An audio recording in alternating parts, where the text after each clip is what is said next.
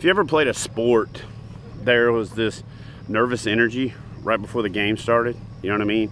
Whether it was in the locker room, if it's football, or in the dugout for baseball, or maybe even like when you're putting your uniform on. That's when it got real.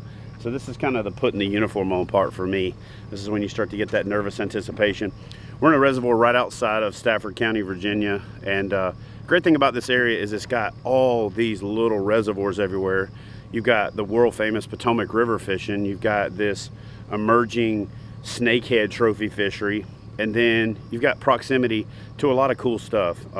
It's a really affordable place to stay and then head over to DC and then do the DC thing, but then be in a more relaxed kind of country setting when you don't want to be around the hustle and bustle. And then again, there's just great fishing everywhere. So we're at a little place about 15-20 minutes away from Stafford right now. And again, we just looked at the map, checked out the Virginia Department of Game and Inland Fisheries website. We hit a couple of these reservoirs, and we got another one in store today. You know, out of respect for the folks that are bringing them here, I'm not throwing all the names of the reservoirs out, but it took me about 15 minutes to find it, so you can do the same thing.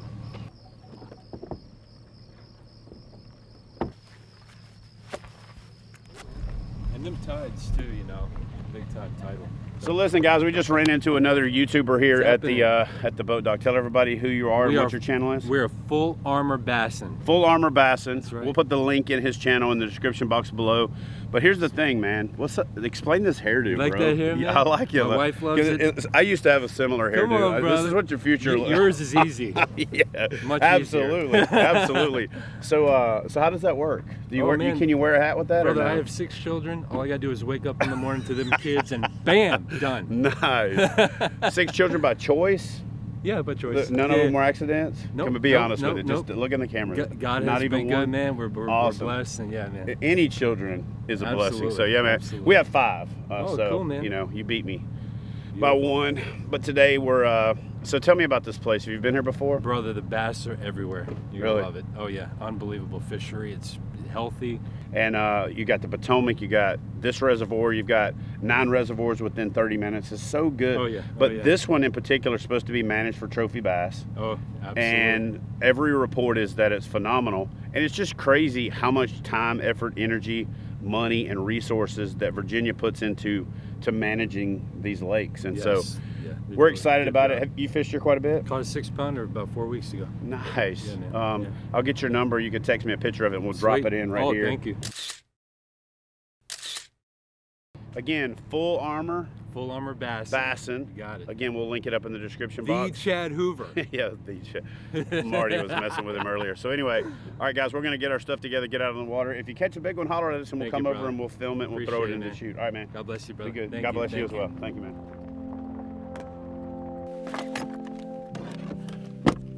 They could use some water, man. They've been pulling out of here. Today, I'm excited about getting the opportunity to fish with an old buddy, Marty Mood. Marty and I go back to the beginning of our kayak fishing careers, and we both got into competitive kayak fishing around the same time, and we both spent a career in the military. Marty recently moved on and transitioned to a civilian career, and it's an opportunity for us to finally get back out and share the water.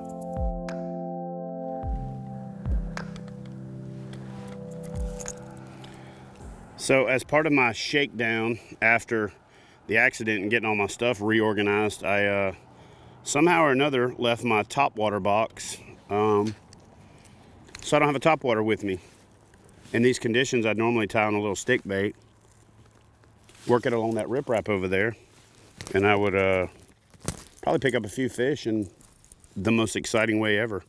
But because I don't, what I'm going to do is instead I'm going to throw that guy right there, which is a little wake bait, and it basically just runs right below the surface and creates a wake, and then I can pause it, and it'll pretty much accomplish almost the same thing. So we're going to see if we can't wake them up.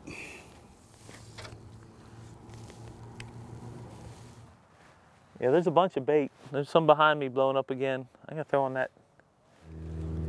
Yeah, I had one hit it pretty much as soon as it hit the water.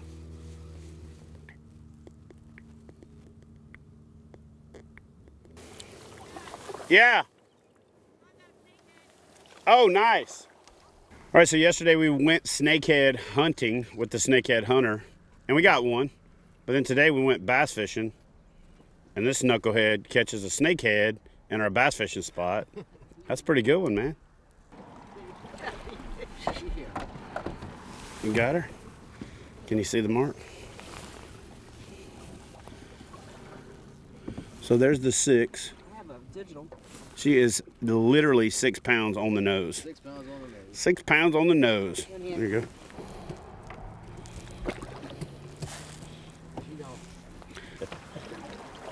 For the rest of the day, bass. Think bass. Bass. I think Marty's got one. Let's go over there and see what he got. That's not a big one, but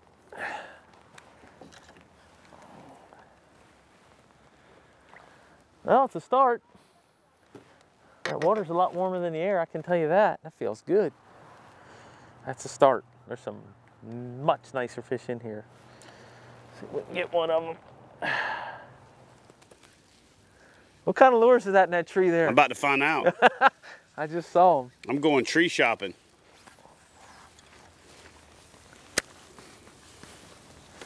It's a little Argonaut, little hula popper thingamajigger. I say we motor on up the lake. There's so there's that, the thing she's calling a sunken island right there. There's another one of those further up. And then right across from it's a point where me and Jeff both hooked up on 6-pounders side by side and lost them. So in these fall mornings, when the water temperatures really start to drop, we've got about a 20-degree water temperature drop over the last week, and the overnight lows are a lot cooler. I really like east-facing banks for the morning bite. We've got a shallow cove here, about 6 foot average depth in here. It does have a little creek arm running through the middle of it that's slightly a little deeper. But with this sun coming in here, this is going to be the first water to warm up, and I think the bait fish are going to kind of congregate in here before they start to move off deeper. But again, these east-facing banks, the ones that when the sun rises, it hits them first, are the ones that I like to concentrate on until those fish really get into the winter pattern. On those fall mornings, they're going to take advantage of that warming on the side that the sun hits first, and I catch a lot of fish in these scenarios. I like wood because wood holds heat, and so those fish are going to pull up tight to those laydowns and those stobs, and hopefully we can ease up in here and catch a few fish. So I'm not seeing a whole lot of surface activity, so I'm slowing it down right now, and I'm fishing a finesse bullet from Z-Man with a TRD crawl. I really like the TRD crawl because it floats the pinchers up. It gives it a little action even when it's sitting still. And until I start seeing a little bit more activity, or until we get a little closer to the feeding time about 11 o'clock today, probably going to slow it down. Now with this wood, I will throw a chatterbait or a square bill to run it into stuff and try to get that reaction bite, but for the most part, at least until I see a little bit more activity or we get a little bit later closer to the feeding time, I'm going to slow it down a bit. Listen, everybody knows the saying big fish big bait, or big bait big fish, and I'm a big fan of that myself, but you also have to slow it down sometimes. And if you're gonna finesse, my favorite setup are these finesse bullets and TRD crawls from Z-Man. In fact, I'm a big fan of the TRD in setup in general, but let me show you exactly what I'm working with here. These things are phenomenal. They come in a bunch of different sizes and weights. They make rigging these elastic plastics super easy. They're called finesse bullets from Z-Man. Pair them up with the TRD crawl or your standard TRD Ned rig for deadly effective transition fishing. Actually, they're good fishing all year round. Oh, daggone, that was a fish. I don't know if he still got it.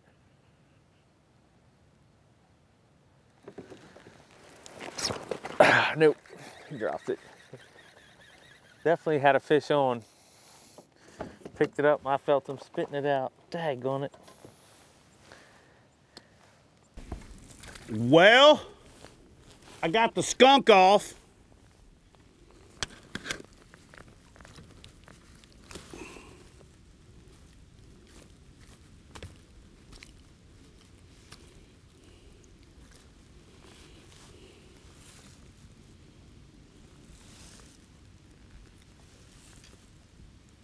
Pretty fish.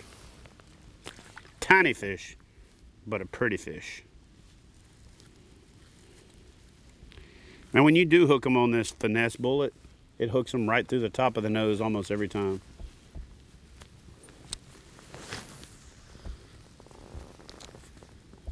It's terrible anytime you miss a bite, but man, on a slow day when you're having trouble getting bites, to miss one like that, it just hurts that much more.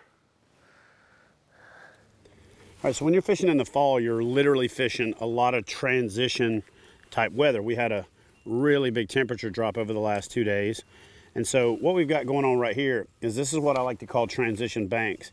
If you see where the bank's got a lot of chunk rock and then it transitions to mud and then there's some wood on it, that's a transitional area and fish really like to stage.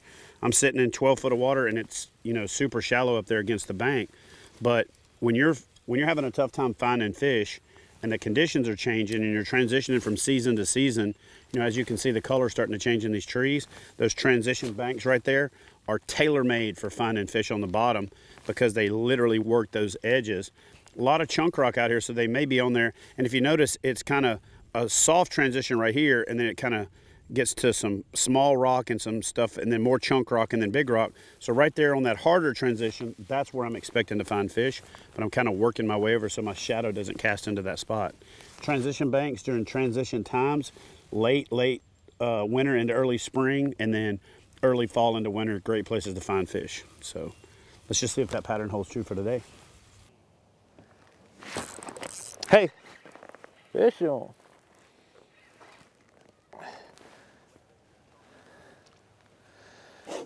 There are a few fish on this brush pile after all. You just got to get them out.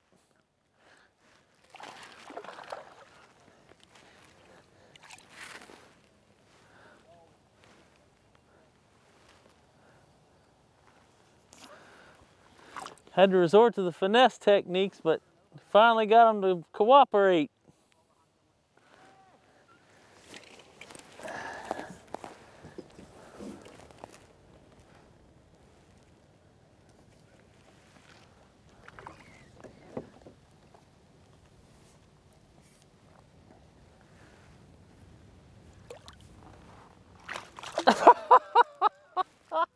You got shoot. They just don't want to come in this boat today. I imagine half the fish in the lake are piled up somewhere on 2 brush tops. You know, it's always cool to see other people out on the water. Sometimes it builds your confidence because they're catching fish and you go, okay, well, I just need to make an adjustment and I'm doing something wrong, obviously. And then there's times when the fishing's just off and, you know, it's not forecast to be a great day on the lunar tables and the feeding time's way later in the day. So, you know, sometimes it builds your confidence. Sometimes it affirms that, you know, it's just a tough day. So seeing another angler out there and hearing that they're struggling also sometimes is, it's not reassuring, but it's definitely, it's I guess misery loves company. So it's at least comforting to know that you're not out here struggling and everybody else is just smashing them. Oh, look at that. Maybe I just needed to say something and the luck would change slightly because there was a fish blowing up.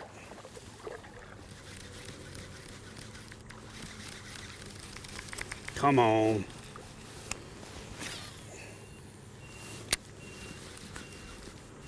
There he is. All right. Here we go. Look, look. Oh, there's another one with him. There's another one with him. Let's see if I can get them both. I don't want to be greedy, but when things are tough, you got to do what you got to do. Oh, it's a good fish, man. Look at that, dude. Well, listen, that is not a monster, but on a day when conditions are tough and you got bluebird, post frontal, high pressure, to catch a fish like that is nice. And so it's a fair day on all of the charts, and which means fishing was probably going to be tough. Water's down about 6 or 8 feet on this reservoir, and everybody we talked to has been struggling, but I was paddling along, working this point, looking for this gravel bank. They started chasing bait. I threw a little Rapala wake bait in there, and the fish just murdered it. And when I brought him in, if I'd have been ready, I could have caught 2 or 3 more because the whole school came with him. It was awesome. All right, let me take a quick second to show you what I was catching these fish on. This is actually a Yozuri little square bill. It's a shallow diver. It's just about a wake bait. It runs a little bit like a foot and a half instead of about 6 inches. But if you slow roll it, hold your rod tip up, it is a really great schooling fish bait. Silver, holographic, it's got a tight wobble, puts off a lot of vibration, and that fish just straight choked it, and 2 or 3 more came with him. So had I had a throwback lure ready, I'd have been able to pick up a couple of fish right there. But hey, listen, when you've had a tough day like we've had today, I'll take it. There's a fish. Oh, you kidding me? Oh my God. He's got me on something. I'm wrapped up. I'm like, that ain't. He went right down into that stuff.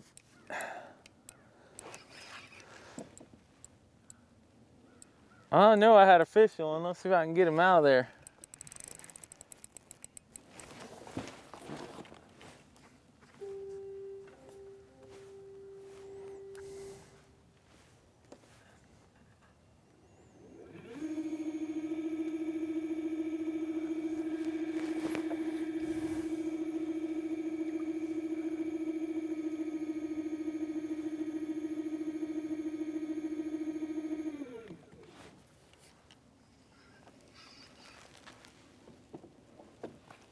There he comes. He's off. I just had to get out whatever is around there.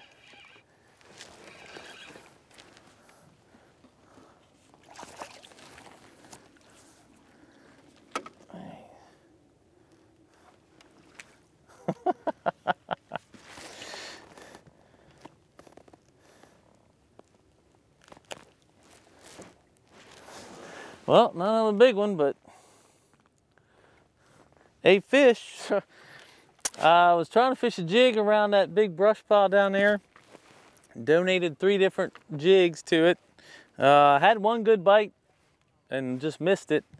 Came back in with a little Z-Man TRD on the little finesse head, see if I can get without getting hung up. He actually hit, I set the hook, and he had me in some thick stuff. I had to go around and get him from the other side. He came out. But there's just a massive pile of brush and stuff down there. So, finally got one out of there. It only took me 3 jigs and another try.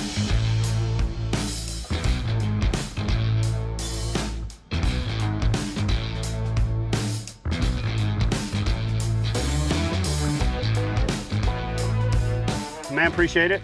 Tell the family I said howdy, and I'll be back in the Virginia area a lot more. I got to thank Scylla and Sean and Elmer and Mike and especially Riley for being the kid that brought home this episode by catching the most fish and making it interesting. Listen, guys, we're fishing in tough conditions. We had a front come in, and then after the front, we had a high pressure system. I could throw every guide excuse in the book at you, but here's the thing. It didn't matter how many fish we caught. We had a good time. I was able to connect with some good fish, and more importantly, I was able to connect with some good friends. We'll see you next time. Thanks for watching, and yeah, we'll see you next time. All right, so that's it for the episode. So here's the thing. We are blessed to do what it is that we do for a living. We were blessed to have had the opportunity to serve this country, and I want to just do this. I want to take a minute because I always get this. I always get, hey man, thanks for your service. Listen, I'm not serving anymore. So when you thank the people that are serving, actually do something, right? Send them a care package, donate some money to the USO. Rather than just give it lip service, do something, you know? Make a care package and actually send it to a guy that's actually serving. I'm not standing on the watch anymore. That guy's not standing on the watch anymore. But there's a whole hell of a lot of people, including my son-in-law, Tommy, who are deployed overseas and are standing that watch. So instead of talking about it, do something. I don't want to get too choked up and I don't want to get on the pulpit, but listen guys, show some support for the folks that do what they do to make this country as great as it is. And I'm not one of these people that says that the military and veterans are everybody that makes this country great. Fire, police, military, school teachers, the dude next door that takes your trash can in.